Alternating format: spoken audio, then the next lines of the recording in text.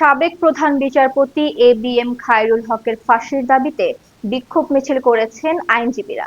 মঙ্গলবার 12 আগস্ট দুপুর 1টার দিকে বিএনপিপন্থী আইনজীবীরা এই বিক্ষোভ মিছিল বের করেন। এ সময় কিছু আইনজীবী বলেছেন, খায়রুল হক ছিলেন স্বৈরাচার হাসিনার কারিগর, তার একমাত্র শাস্তি ফাঁসি।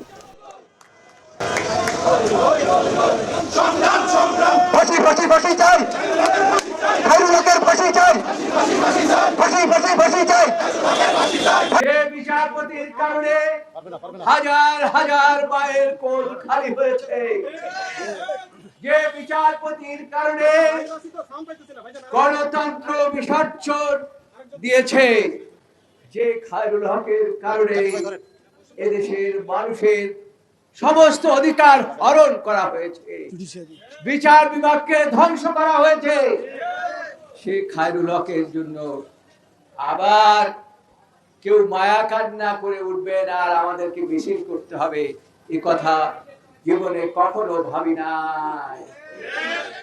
আমাদের মহাসচিব বলেছেন, ভারত থেকে হাজার হাজার কোটি টাকা এসছে এই ফ্যাসিস্ট সরকার এবং খায়রুল হককে রক্ষা করার জন্য।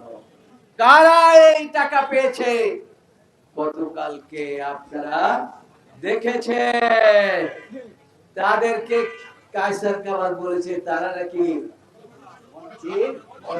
সিনিয়র আইনজীবী, তারা সিনিয়র আইনজীবী না, তারা হচ্ছে এতদিন ফ্যাসিস্টদেরকে রক্ষা করার জন্য বর্ণচোরা হিসাবে দায়িত্ব পালন করেছে। কাজেই এই দেশে কোনো স্বৈরাচারের স্থান আর হবে না। এর আগে সোমবার 11 আগস্ট ঢাকার যাত্রাবাড়ীতে যুবদল কর্মী আব্দুল কাইয়ুম আহাদ হত্যা মামলায় সাবেক প্রধান বিচারপতি এবিএম খায়রুল হকের জামিন ও মামলা বাতিল আবেদনের শুনানি আসামি পক্ষের ও রাষ্ট্রপক্ষের আইনজীবীদের মধ্যে হট্টগোল ও ধাক্কাধাক্কির ঘটনা ঘটে।